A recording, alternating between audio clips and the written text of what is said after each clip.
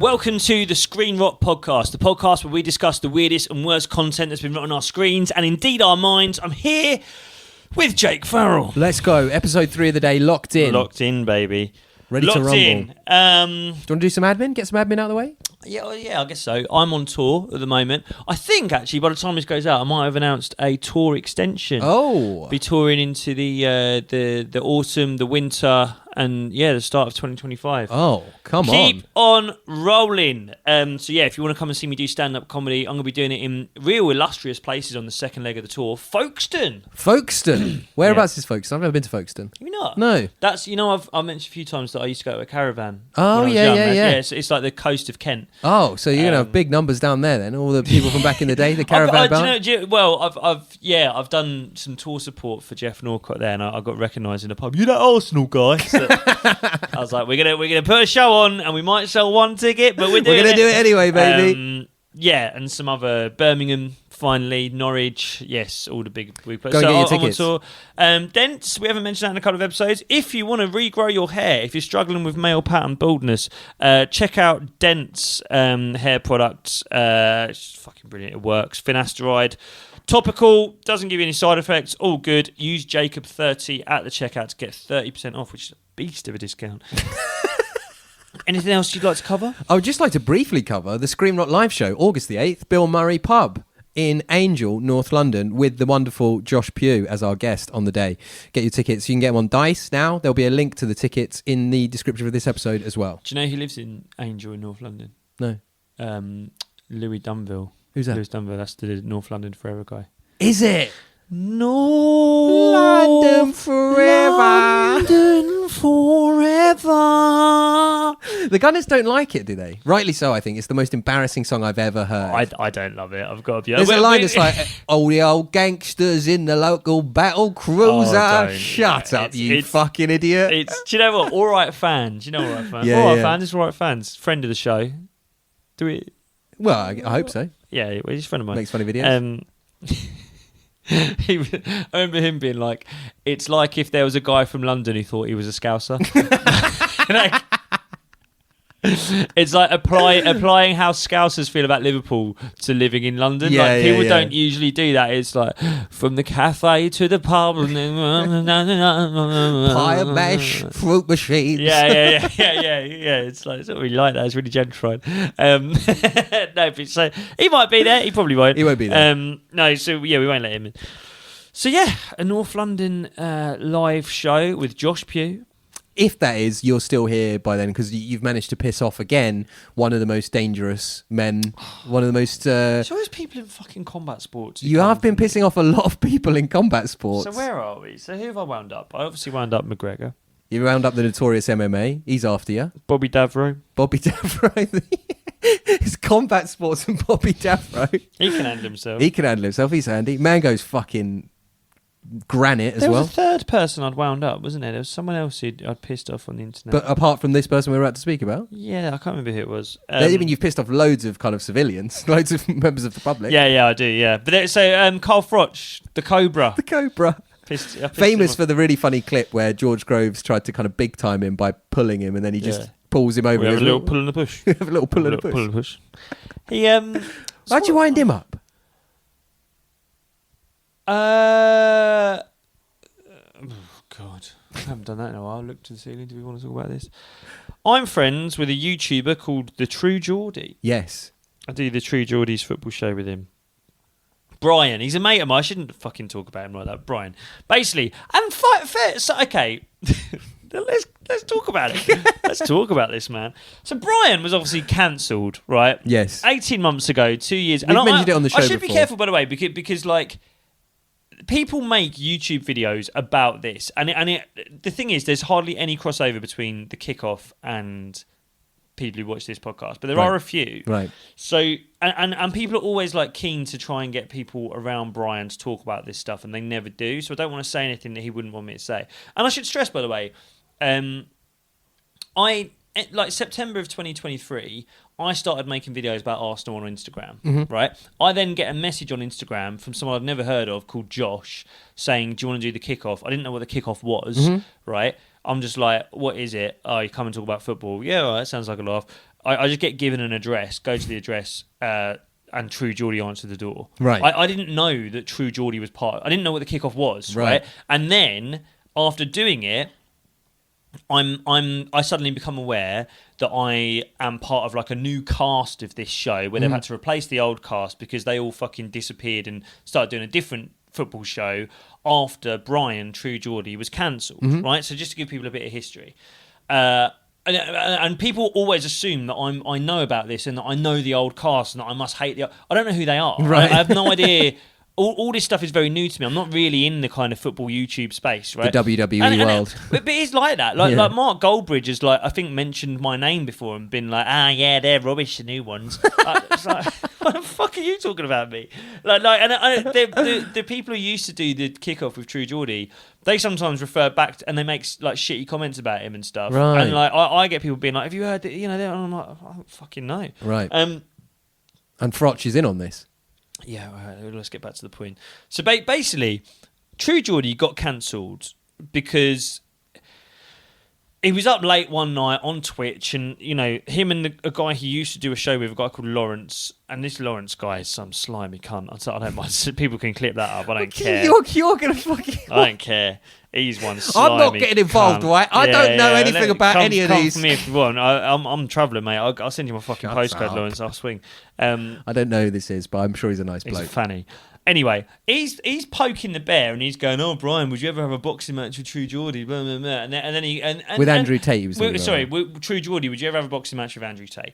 Brian then goes, "Hey, probably fucking blow himself up. He's a Muslim, isn't he?" Or something along those lines, right? It's Islamophobic. It's obviously shit. He shouldn't have said it. I don't think he meant it. I think it was a joke he made in poor taste. He got cancelled. Everyone leaves the show, right? Now he then apologised for it. He apologised. Yeah. And when you say cancelled, sometimes not you. When people say cancelled, sometimes I think it implies that like they don't take accountability for what they've done. He really did. He apologised wholeheartedly, and when I say cancelled, sometimes that's like he didn't get cancelled. He got more famous. He really did get cancelled. Like all the sponsors pulled out of his work. Blah blah blah. Whatever that. Yeah. Now, he still hates Andrew Tate. Right. They've had like a long running thing for years. And Brian did a podcast the other day with a lawyer who represents the women who are like raising charges against Tate. Right.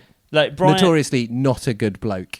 Yeah, obviously. And, this is, I mean, again, we're baiting the army of incels that defend Andrew Tate on the internet, but I think So Brian's done this interview with this lawyer who represents these women, and the point of the interview is the lawyer being like, these women are fucking real. The stuff they've been through is real. There is video and audio evidence of.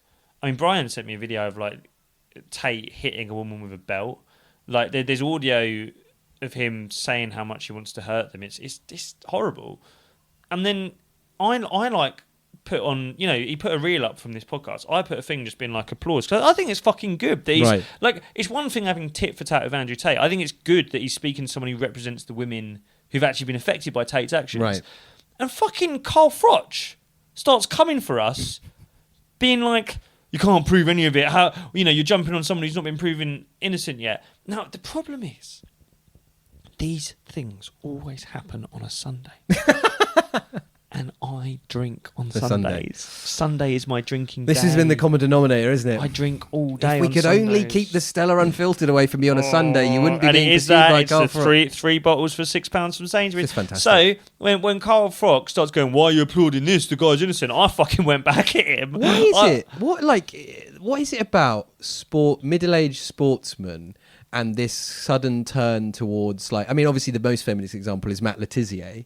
This kind of Illuminati turn towards conspiracy, conspiracy theorist. Well, do you know what I think it is? And I think this applies to Joey Barton as well. The kind of like, time's up, boys. They're coming for us. Do you know what I mean? I think between the kind of the woke lot and TV commissioners who genuinely aren't booking him just because a lot of them aren't that good at their jobs. Yeah. But I will say, by the way, Carl Frotch is a fucking brilliant boxing pundit. Right, and I really. Matt Letizia, one of the most awkward men I've ever seen on TV. Right. But then my belief with the whole Joey Barton thing, who another kind of like psycho. Middle-aged psycho who's tried to, after a successful enough career in sport, tried to go down the punditry route and the managerial route, and there's no work for him because he's shit at both. Yeah. And has now in the same way that Russell Brand sort of created this like me against the world conspiracy theory thing, so that when they come for him with legitimate stuff, he can be like, see, they're trying to silence me, they're coming for me. I feel like that's what Joey Barton's doing. He spent years prepping this kind of like trying to silence me because I just don't think women should have the jobs. So that when he doesn't get a job on Sky, he can be like, it's because they want women, not me. It's like the escape hatch kind of thing on a spaceship. Yeah, and it's like, hang on a minute, Joey. There's loads of like most football shows I watch. There's 4 white guys. There's 4 middle-aged white guys. Like nearly every football show I watch, there's a spot that you could take, except someone better than you's got it. It's not because a woman's in your seat. It's because Jamie Carragher's in your seat because he's really good. So yeah, I think that's where a lot of the conspiracy comes from with a lot of these kind of like miserable middle-aged cunts who've got mortgages where the rates have gone fucking ballistic. Do you reckon? Because it's like I often wonder. It's like, if you've had a good go at it, you've been on Soccer Saturday for 20 years, you get like $4 grand, $5 grand a week to sit and watch the 3 o'clock kickoffs. Do you not just go quietly? Clearly not. You start talking about how fluoride is. I think there's a really interesting. Do they go quietly? I think there's an interesting generational gap where the Charlie Nicholases don't really complain because they would have bought property in the 80s and the 90s and it's paid off now. Whereas those who are buying property in the late noughties and early sort of teenies, those mortgage rates have fucking gone crazy and you need the work. The US government is trying to vaccinate us into being gay or something. Yeah, it's just like... Anyway, we've rambled on for fucking ages, mate. Anyway, there's another legendary combat sport person after Jacob. Coming for me. Hopefully you won't be there on the 8th at the Bill Murray, but hopefully you will be. Go and buy your tickets. I always forget that. This is the problem with me. I get so fucking mouthy on the internet and I never back down. And I always forget that if someone did want to attack me, it'd be so easy. There's a list of places you're going to be on your website. There's no one like a comedian. Do you know what I mean? It's like I literally tell you where I'm going to be every single day of the week, down to like the minute. Basically. Oh yeah. You could arrive at the venue at the moment I come off for the interval to beat the shit out of me just as I've finished. It's so easy. Anyway, don't do that. Big Come hand for ladies and gentlemen, for Jacob Hawley, the guy getting beaten the shit out of by Carl Froch outside. Well, this actually leads us quite nicely onto today's subject, because today's subject is an antidote to all that. He's a middle-aged man. Yes. He's a middle-aged kind of upper-class man, but he's putting out absolutely wonderful positive vibes onto the internet. I fucking love this guy. We love him and he's hilarious. This week we're talking about Tom Gilbey. Let's go.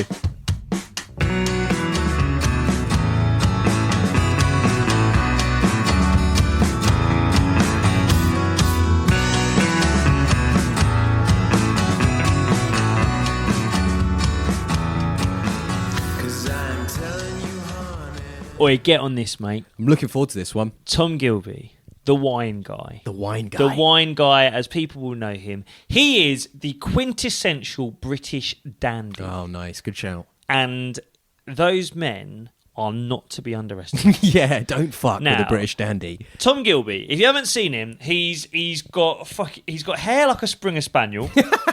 He's got a wonderful mane, actually. Yeah, he has got a look. Now, before we get into this, I'm just going to quickly say, I've tried to do my research on this guy. We're trying. You can find nothing. Since the Glenn Puckett debacle, we've been really trying. Yeah, to get the names right, at the very least. I bet his name's not Tom Gilbey. It's probably Gilbey. No, his name Tom Gilbey. Basically, you can't find much about this guy. No. So I'm theorising a lot with this stuff. But what we do know is he's worked in wine for a long time. He's got some kind of like business around wine. They do like wine events and stuff like that. And I think, nothing he doesn't know about wine. That's the vibe, right? And the main thing is he's on Instagram and TikTok talking about wine, reviewing wines, recommending wines to go with different meals, and doing some fucking nuts challenges with wine, which we're going to watch in a minute. In terms of the actual guy, as I say, you can't find much, but he's proper posh. And I would go as far as to say he's rural posh. Yeah. Do you know There's a difference between rural and urban posh, isn't there? Straker's a bit kind of rural as well. Actually, no, Straker's really rural. And this guy's kind of similar. It's got a bit of a Hugh Fernie Whittingstall about it. Yeah, it does. Yeah, that's a good shout. He definitely owns a few barber jackets. Yes. He's definitely got some property in the countryside somewhere, be that Cornwall, Devonshire, somewhere 100%. like that. You'd believe it if he was Somerset, wouldn't you? Oh, 100%. He's and in that way where it's like he could he sounds like he's kind of from like on BBC. He's like received pronunciation. Yeah. But his family could be like 10 generations in Somerset. Do you know what I mean? But they have no trace of the accent. Easily could be from like that. Yeah, and in terms of like being a wine guy, that has been a job for a little while, right? But I think for about 20 years there has been a wine guy, but there's been one of them, and the job consists of appearing on Sunday brunch for 4 minutes once a week to recommend a wine. And that's not him. And it's not him. Okay. It's not him. So it's fucking unbelievable that he has, like, because that is it, isn't it? That's where you'd see a wine guy. That's the one job. And they are always the same. They are always insanely posh, unbelievably camp. Yes. Like, they literally do a fucking dance whilst pouring a glass of wine, and Yeah. it's fucking rolling it around. Yeah. There's a lot of pageantry. Do you know what they look like when they speak? The way they gesticulate so much. They're like, John McKirrick? yeah, the horse racing guys go, okay, so 4 at 80, blah, blah, blah, blah. That's how these wine guys talk. They gesticulate. They're very so passionate. much. That's the thing about Common. Like, maybe this speaks to why you like him. It's really fun to see someone who knows loads about something and is passionate about it talk about that thing, 100%, regardless of what it is. 100%, and like he also knows so much about wine that it's like. And I drink wine. You drink wine? I'm actually not really a wine guy. I'll have a glass on. You know, but I don't. I wouldn't like. So do you have it where if you'd had a long day, would you look forward to a glass of red? Sometimes, yeah. Would you? Yeah, sometimes. It's very seasonal for me. It's Right. very, like Christmas time, yeah, I'd love a glass of red. And also, I should say, my missus is an Irish woman with a stressful lifestyle, which means she drinks every day. She doesn't drink, but she loves a glass of wine, my missus. Right. I compounding the Oedipal theory further, my mum's Irish, my missus is Irish. My mum loves a glass of wine as well, and that's you know that sometimes when you introduce your partner to your parents, you're like, is this going to work? Yeah. The wine thing, I was like, this is going to be fine. Because I remember it being 3 Common in the ground. afternoon, and my mum was like, "Would you like a glass of wine, Alana?" And she's like, "Yes, please, Miriam." I was like, "Yeah, you're gonna get on like a fucking house and go Crack our darlings up outside with mango. Yeah. But I like wine, and a lot of people around me like wine. When he speaks about wine, I have fucking no idea. No. Whether like he could be making all of it up. He's Different like, levels. There's layers of this and layers of that, and it's fresh and it's this. And I'm like, oh, fucking is it? I don't know. I just like watching. Do you know what I mean? In the same way, have you ever been to see Shakespeare live? Yeah. Right. Oh, I don't know what they're fucking talking about. Do you know what I mean? They could be getting it all wrong. It's just nice to watch someone speak. I thought I was going to see Henry V, but I could have sworn they were doing some Arthur Miller in there. I wouldn't know. Like if it's fucking Macbeth, if it's if it's Othello because but but with the rest of it, I got a fucking clue what they're on about. I'm just sat there going, yeah man. Okay, man. Cool. When they're like, just that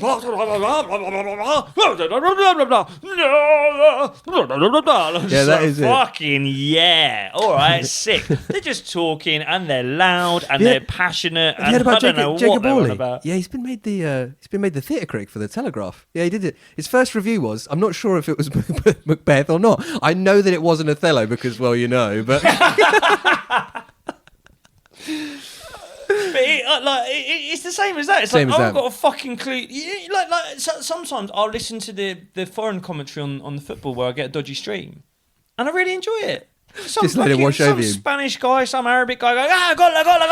Yeah. It's like, yeah, all right, see, look, you're passionate. I like it. Fucking, more Let's power crack to you. on. And that's how I feel with Tom. We'll watch a bit of Tom now. And I think actually what we're going to start with... And yet again, it is like an intro to him because I think this is what people might have seen him from. So a few weeks ago when there was the marathon, Tom did the marathon. Now, one thing I want to get into as well with this, as I say, he's he's a bit of a dandy. He's very camp. He's got this long, ridiculous hair. The man, physically... Unbelievable. ...is a machine. Yeah, wonderful shape. And yeah. The first video... It's fucking... Like marathons are hard. We've watched someone shit themselves recently whilst doing it. This guy does it whilst getting hammered, and it's nuts. So this is a video of him doing... We might not watch it all because it's kind of like 2.5 minutes long, but it's a video of him doing the marathon, and he's tasting a wine every single mile. Yes. It's London Marathon Day. We're starting with a red. We're doing 20. Look at the hair. 26 at the hair. wines, 1 per mile. Let's go. Red. Look at his shoulders. Pinot Noir. The hair is Pinot unbelievable. Noir from Burgundy. 2018. And he guesses the wine. He guesses it from the Gets it swig. perfectly. I mean, look, the shape of him. Like, how old do you think he is? I don't know. He could be. I mean, he could easily be late 40s, but his hair's not got one grey in his hair. We got a red. It's like you say, his shoulders are fantastic. He's got a personalised vest on, and he's getting them right every single time. The type of wine, the year of wine, it's mental. Quite fruity. A little bit of sugar. I'd be dead by this point. This is mile 7. I'm dying. Jam shed.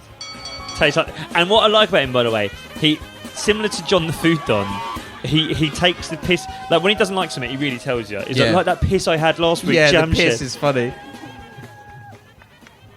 If you don't mind, do you mind if I skip ahead a little bit? Yeah, go on. The only reason I'm going to do that is because by the end, he's clearly quite drunk. He's quite sozzled. 'Cause it's kind of the same thing over, and look, he's getting recognised a lot, right?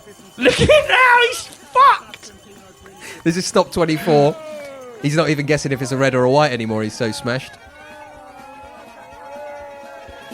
Yeah, he's absolutely slaughtered. He's also knackered. Rightly so. He's done a marathon. And he's off. Final one. There we go. So he tasted 25 wines. marathon. And that really shows, I think, the difference between British and American culture. We watched last week a video of a man that ran the Boston Marathon so fast that he shit himself everywhere. And now we've watched an English dandy run the marathon and drink 25 wines while he's doing it and look like he's barely gone for a walk in the park. He looks amazing. And you know, so and I love that you said the British thing there, yeah, because he got some like comment. He got like the top comment on that video was someone being like, why would you do something so good for your body in running a marathon and then every step of the way fill your body with carcinogens in alcohol and things that are bad for you? And he replied, he just put the word fun with like a smiley face with like star eyes for the emoji. Great. And he's like, fun. Like, and by the way, he does loads of shit like that. Right. He did one where he like cycled across the whole of Spain. Like he does loads of these like the real deal. nutty fitness challenges. Yeah. If you compare that to, you remember we watched the video of the hardest geezer and he did the beer marathon where he did 1 beer per thing. Yeah. And the music in the background was like the music from The Wolf of Wall Street. Yeah. And he was vomiting every 2 minutes. And it was really like, look at this fucking horrendous deprivation. He's got the Benny Hill theme tune in the background. But that's the thing with a British dandy. Yeah. It's fun. Yep. It's silly. Stiff upper lip. It's camp. Yes, it's lovely. And it's fucking cool. It really is. There's something a bit Freddie Mercury about him. Mm-hmm. There's something a bit Lawrence Llewellyn Bowen. Yeah. About him. The hair, the kind of manicured hair. Yeah. For Yeah. sure. I love an old English posh guy with really long hair and a lot of eccentricity. Yeah. Like there's something about that which makes me so fucking proud to be English. There's something a bit 90s about it. You don't see them enough anymore. Where have they gone? And there was a time James May, yeah. Richard the Hamster Hammond. There's a time where, like, if you went away for the weekend with the missus or whatever, and you'd be in some, like, nice gastro pub in, like you say, in Somerset or something. Yeah. You'd get chatting to this bloke, and they'd be a whale of a time. And there'd only 2 ways that the conversation would end. One would be you part in happiness. Yeah. And you'd think back on them with real fondness and think, what a wonderful, joyous man that was. The other way that conversation ends is that they try and have you at a sex party. Yeah, exactly. Do you know, I've seen he gets homophobic abuse sometimes. But I wouldn't necessarily peg him as even being gay. That's the thing. I don't even know that he is. But I guess what I love about him is like, and it's obviously irrelevant. But like, what I really like about him is it's almost like none of that even matters. No, it's not relevant. I could picture him having a husband. I could picture him having a wife. Like, it's something I love about men like this. They're kind of like unapologetically camp. Yeah. But also like slyly hard at the same time. Well, he's got nothing to prove, right? And that's the thing with the Russ, the hardest geezer. It's like, I'm fucking vomiting everywhere and I'm drinking beer. Yeah. That guy's just done a physical feat that most people would never do in their lives. And if they did, they'd be like shitting themselves at the end. Yeah. And he's been doing Chianti the whole way round and he's been loving it. Yeah. And he's got nothing to prove. And I think a lot of it comes from, it's like we talked a bit before about, like, I went to uni with a bloke who was like in the military, even at uni, and it was like, just kind of smile and get on with it. Do you know what I mean? Could run 10 miles on a hangover. Just get on with it. Nothing's too big a deal. Keep things in perspective. It's kind of the fun thing about this guy is you can project a backstory onto him. Yeah. Like, I love the idea that he's come up through like military school to like a military family, and he went, you know what? I just fucking love Pinot Grigio, and got into that instead. Do you know what I mean? Like you can project anything because there's no trail there. What I often find with that as well, a lot of the people that you see online that are like ripped or in unbelievable shape at his age, they live lives of, like we've talked about, bloodless, joyless zealotry, where you cannot eat anything. You can have bread once a year. Like if you have a Snickers, you're fucking stabbing yourself with a fork afterwards. This guy looks fantastic, but clearly the level of discipline that he must have to look like he does whilst doing a fucking bottle of red every night is absolutely amazing. And by the way, he's not one of them who has a taste and moves on. No, when he talks about the wine, he's often like, I need this to get me through a lunch. I need to be able to drink a whole bottle. Do you know what I mean? Like at lunch as well. Should we watch the next one, which is him talking about wine? And again, what we spoke about a lot of people who review things that they either eat or drink, and it's mainly food content creators. And what I don't like is when they feel a bit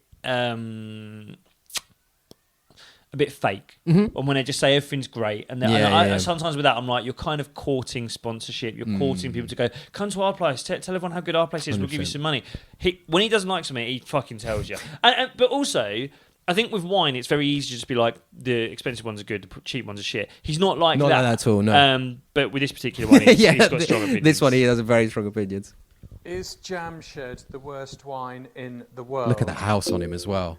Yep, there's quite a few people who think Jamshed is the worst wine in the world. So guess what? I'm going to go in my shed, but not without a little bit of a food match. Black cherry, marmalade, chili jam. It's got 3 types of Bon Mammon jam in there. Black cherry. So you know, so doing here well. we go. A whole picnic going into the shed. His shed, by the way, is like a fucking massive outhouse with like 6 bikes in it. So there's the exercise. Prepared earlier. Right. Jamshed. Throw the cup. I haven't got a glass. Okay. Jamshed Shiraz, £7.50 from Australia via Sainsbury's. Via Sainsbury's. Beautiful aroma of jam. I don't get in much shed. That's funny. It's funny. He's swilling it around his mouth. He spat it out of the shed. Now, I'm just going to figure out what's sweeter. Jamshed or jam? Sucking his finger. Jamshed is sweeter than jam. It is the most disgusting wine I've ever put in my mouth. So I'm now going to drink black cherry conserve. Amazing. Do you know what this really taps? A showman. Exactly. And you know what this taps into? This is something we talk about, Jacob and I talk about regularly outside of the podcast. Obviously, stand-up comedy is the least funny thing on earth. Yes. And many people... Very embarrassing, very shameful thing to do. And many people out there who are not kind of ostensibly about humour are way funnier than everyone in the media. So I think probably I might factor in Micah Richards in there, maybe. I'd factor in this guy. I would factor in probably President Donald J. Trump. He'd be right at the top of the list. The funniest man alive. I mean, kind of in many ways deeply evil as well, but also a very funny man. And this guy is right up there for that for me. He's just a naturally... If you meet this guy at a party... As long as he doesn't invite you to some kind of... You're having a whale of a time. Honestly, if I saw him at a party... If I saw him at a house party, I'd want to do the night with him. Yeah, 100%. Imagine doing gear with him. I'm not sure if that's where your mind goes. In my mind, I'm like, I'll have a bit of jam shed with him. Imagine doing packet with him. I don't know that he needs it, though. He's kind that's of fun enough. Mean. He's like that without it. Imagine giving him gear. He'd go nuts. He'd be down in the cellars. He'd be getting all the old 100. He's definitely had a bit. I mean, that's one thing you can say. A man like that, he's been to... He's seen some stuff. Have you ever watched Sexy Beast? I've not. No, actually, that's a real gap in my you never watched film Ray Winston knowledge. film, No, Sexy no. Beast. So, like, Sexy Beast, there's. So Ray Winston plays like a kind of like retired gangster, Right. you know, in the Costa Brava, and then you know Ben Kingsley's character sort of flies out there to get him to come and do one last job. The one last job is breaking into a bank vault on behalf of this rich man who wants something out of that bank vault. Right now, the rich guy is portrayed as being like upper class, which I kind of think of this guy as being. Right? Yeah. And it's like. they're horny. And there's like a scene in that where like he's like, would you like to come to one of my parties? And like one of the other characters goes to the party, and it's just like everyone having shagging everywhere, and like the guy goes to the party, goes to the rich guy's party, comes back and reports to the gangsters, and they're like, what was it like? And he was like, fucking, it was crazy. I remember there's this line that it always sticks in my head. He goes, there's wanking, spanking. It was like ancient Rome. And I imagine that's what his Saturday nights are like.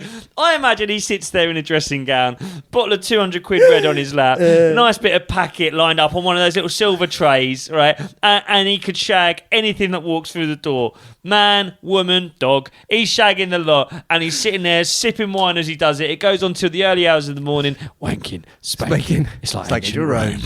The Screen Rot podcast. But I don't get. Sometimes, like I say, there can be a sleazy outcome to those guys. He doesn't strike me as sleazy though. No, it strikes me as him. inclusive and trustful and fun. I trust him with my cat. I trust him. Yeah, old I'd Mango. let Mango stay with this guy. Yeah, no, I there's something. What I think is very interesting with him, I think he's another one. We've said this about a few people on the show. Like, why hasn't he got a Channel 4 show? Right. Do you know what I mean? Do you remember The F Word? Do you ever used to watch Gordon Ramsay's The F Word? I did, yeah. I mean, it was a real staple growing up. Wednesday night, round the telly. On We Love Ramsay, Yeah. you and I. And it's, Huge figure in my It childhood. was so good. The way that show started, I remember the song, na, na, na, na, na, the F word's here and the F word's bad. And the way it was shot is Ramsay would have a restaurant, and it would be like all people who were there, they kind of knew they're being filmed for the night. Yeah. And they'd film him walking in. This would be the title sequence. That song, the F word's here, and na na na na, and it'd be him putting on, and there'd be like a little topless shot of him putting on his t-shirt, whites, putting on his whites. apron. And what was so funny about this is like pre-America Ramsay. This is when he still had a bit of like authenticity, and he'd be immediately stressed. That was the funniest thing about him. Like as he walked into the restaurant, everyone who was there, they knew they'd been filmed. They knew they were going to get made dinner. They'd like stand up and applaud him as he walked in, and like immediately just go, right, fuck me, and just walk to the kitchen. Okay, darling. But like that, it was like the kind of overarching thing with that show is he would have a kitchen of like amateur cooks, and he'd be trying to get them to do like an evening's service, right? But then he'd cut in and out, wouldn't he? He'd have little bits to camera, but it wouldn't just be to camera. There'd be like a 5-minute segment where Janet Street Porter It's always Janet Street would be Porter. raising a pig. That they're going to kill and eat. Do you know what I mean? There's so much mad shit. Or they go see Hugh Fearnley-Whittingstall, who'd found like a new farm of salmon in Scotland. Or There was one I vividly remember where it was that Gordon went to see a foie gras farm in France or Spain, but they were trying to get the foie gras ready without force feeding the geese. Yeah. And he was just like, fuck me, I don't think it could be done. I just remember that vividly. It was a mental show. Yeah. It was so weird. It was so. I think that's like the peak of British television. Oh, it's so good. But there should have been a 10-minute segment with this guy. This one guy that every week. should have been his career. There used to be, my friends, I've got a couple of friends who are big fans of this guy. I think they discovered him on old like BBC shows. I think his name was Keith Floyd, and he was like a kind of boozy chef, and he'd go round and he'd be drinking while he was on the job. And it's kind of similar vibe to him. And it's like you say, there should be space for this guy on. I don't get why there isn't on Thursday night. The man, I guess. Do you know what I think it probably is? Because I think even 5 or 10 years ago, there would have been a space for him on TV because you'd have gone, well, he can't make it on social media because social media is for teenagers. Kids. But this is the thing, it's not. Right. Like people in their 40s have TikTok. Oh, mate, I'm thinking about it. We pitch it to Channel 4. You and Tom going around the south of France. We kind of play up the fact that you like your wine, but you don't know much about it. Yeah. You're from the wrong side of the tracks. You're walking around in a tracksuit with your TNs on. And he's there. He's got his Garmin Fitbit watch on or whatever, and he's got his hair all over the place. Jacob, do you want to try this Chianti for me? Come on, mate. I'm trying to give him the pipe. You're trying to give him the crack pipe, not the other. I'm trying to give him pipe, but no, sorry, I didn't mean that. But that, come on, who says no to that? What I want to get back to is so this guy. We've got a clip here, and it's 10 minutes long, so we're not going to watch all of it. But the reason I sort of brought that up is because I love the idea, by the way. I mean, I'd rather watch that than a fucking blap on Channel 4. But this is where he started, right? On a rather than Rather than fucking like Russell Howard and his mum. Yeah, going exactly. around Antarctica, it's me and Tom Gilbey. Yeah, doing a wine tour of Tuscany or I whatever. love that. I'd really like that. But I mean, he's been trying to do content for a while, and we've got a video coming up now. This is like a clip of him doing a live on Instagram, and it does have real like your mum's trying to sort the Sky Digital. It was only 3 years ago as well. This is like 2020, I think. Yeah, we're gonna watch all 10 minutes of this. Yeah, just a few. Yeah, that's fine. Okay. We're back. Look at the Look at him just shirts. staring at the camera. I need to wait for people to come Only back. He's posh on men the can get away with shirts like that. Okay, So sorry. so that was an interesting one. So we sort of lost everything there, Lost everything. which but people are coming back. So thank you very much. Now I think we're going to say goodbye to Claudio, and Claudio, thank you for the tasting. That was fantastic. We're going to have a little bit of a competition later about what wine is the best wine to go with steak. So I want you guys now to really sort of feel you've got It's your like steak. the test episodes of the podcast we recorded. You've had your Barbera. So Claudio, thank you for joining us. Thank you, and for Claudio. talking us through your La Gemella. We love it. We absolutely love it. So we've done La Gemella with the steak. We're now going to do. Just eating. We're They're now just gonna having do a meal. Côte de Rhône with the steak. Okay, so we're now going to do the Côte de Rhône. And Is the idea that you're I love tasting it. along I want with you to them? Vote what is your favourite wine with the steak. The guys Yeah, that so are with Those of him are you just who like joining so annoyed. Now, again, we're going to go Côte de Rhône with the steak. So I think what this So was, is I think this was wine like a number lockdown 2 thing with he the did, steak. where he got Côte you de to Rhône, cook the meal he's 2018. eating. From Domaine de And And then then drink eat this along wine with with them. him while he Everybody- when his mad The posh acidity's gonna mate be a sit bit in low. the Thank you, back. Claudio. Should we It's leave gonna it be a there? bit more Yeah, I think spice that'll and a do. little I think bit that'll do. I mean, So good. look Do you at know what these that puts me in guys. mind of as well? And I wanted to raise this. There's now a spate of podcasts where people are eating while they're doing the podcast. Have you seen this Nick Grimshaw one that they're doing? Yeah, It's fucking insane. do you know what? Even the overlap do it. Yeah, they do, don't they? They have their breakfast and stuff. Which producer said that? Which producer went, all right, what's going to make it even better to listen to Ian Wright talking to Jamie Carragher? While he's Fill having a their Nando's. fucking mouths with croissant. Yeah. Yeah, or sort of Nando's. They had a full yeah. Nando's the other day, and I can't there is nothing more disgusting than hearing someone talk to Nick Grimshaw with a mouthful of fucking feta salad. I don't want to hear that. Yeah, it's very weird, isn't it? But I think the whole idea is to try and get you to do it. Along with them. Yeah, it's the idea that you watch Carragher and Neville eat their dinner while you eat your dinner. It is the thing of like never ending content. That's the thing is I remember someone telling me that like Netflix, like their competitor isn't they don't see their competitors as like the BBC. Right. It's sleep. Right. Yeah. That's genuinely like what they're competing with. And Right. like a lot of the big social media companies like Meta and Facebook and like even like Google to an extent, that's who they see as their competition. How many hours there are It's in a like day. our lives when we're not like when they sit down in their like meetings, they're not like, right, when are they watching ITV and when are they on Facebook? We need them to be on Facebook more than they're on ITV. So do we have content like ITV? That's not what they're doing now. They're going, they do stop to eat sometimes. How can we get them while they eat? But there's a funny thing about it where I feel like the sense on the overlap is like that they'd maybe used to like chat before the podcast started. And they're trying to get that And someone chat. would be like, that bit's good, we should record that. Yeah, and it's yeah, like, yeah. but when do you stop? Yeah, do we well, they follow don't. Carragher They in the don't. car on the way home Yeah. when he's like on the phone to his wife? Like, yes, he's an interesting man to Careful listen about to. Carragher when he's in the car. We know what he gets.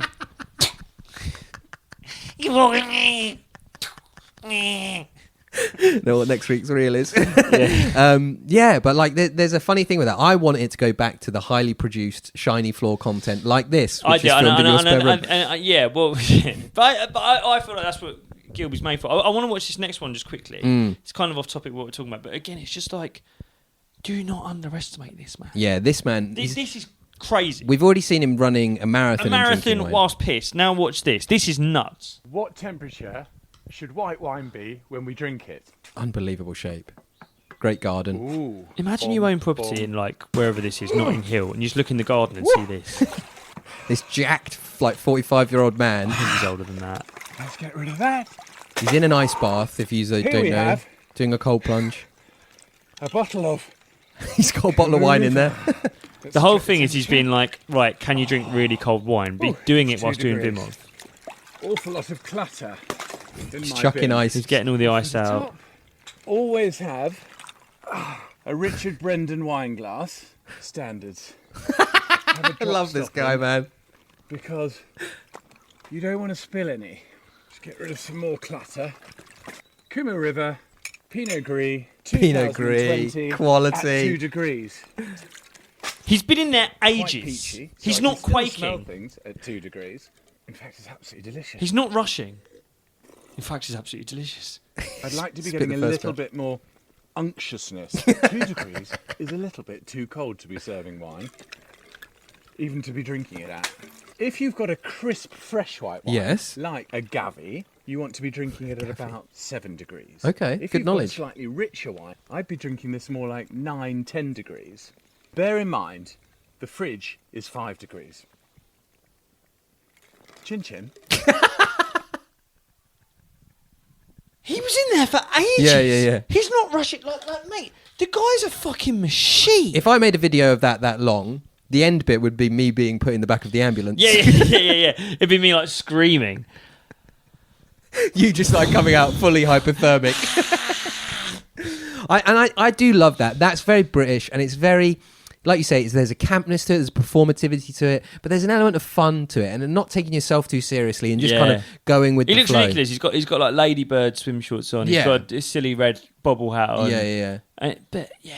Do you reckon one day we could aspire to that? You and I sat in the gastro pub that we own with the Screen Rock Millions, kind of paisley shirts on, both of us, brown corduroy jackets. I would love to. I mean, I do feel like it's unattainable for our generation to have that. Do you know what I mean? It's like, What, to own a gastro pub? well, to own any of what he owns. Like, I mean, the fucking I was gonna shed's say, nicer than my flat. Like, Let's sort the flat out first before we do the gastro pub. yeah. I mean, look, I just really like. I think we hit on it earlier of like anyone who's, it's what you said. Anyone who's that passionate about anything is just fucking unbelievably vibes. watchable.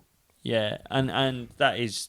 It's fucking sick. And maybe he I would want say, to drink wine with this man. Yeah, so much. and if any commissioners at Channel 4 are listening or watching, then you know how to make that happen. But I guess maybe like it's one of those where it's like don't cry because it's over, smile because it happened kind of things. Don't cry because he's not on Channel 4, the F word. Smile because we get a little video from him Got him on every your couple of phone. days. Yeah, absolutely. It's true. It is true. And I also think it's kind of like it's more undiluted having it on your phone. You're getting him doing what he wants to do. He's doing these nutty challenges and like. He's calling everything piss. Yeah, I like that. I really like that. He's really good. There's no kind of like arc to this episode. I'm afraid there's no kind of like we found this, but then we thought that. It's like we just fucking love him. Yeah, and I think we can think of Screen Rot as different things. Like one episode might be like a kind of hurricane warning system. Do not go near Bevo. Do you know what I mean? Yeah. One of them can be like a wealth manager episode. Like where should you invest your time? Invest it in the Gilbernator because this guy is dynamite. Yeah, he is. And I'm interested to see where he ends up going on the Screen Rot rankings of hatred. I imagine he's going to be at least soft spot, maybe even higher. Yeah. We'll see how we go. Right, Rotters, thank you for tuning in. We'll see you very soon. Look after yourselves. God bless. God bless.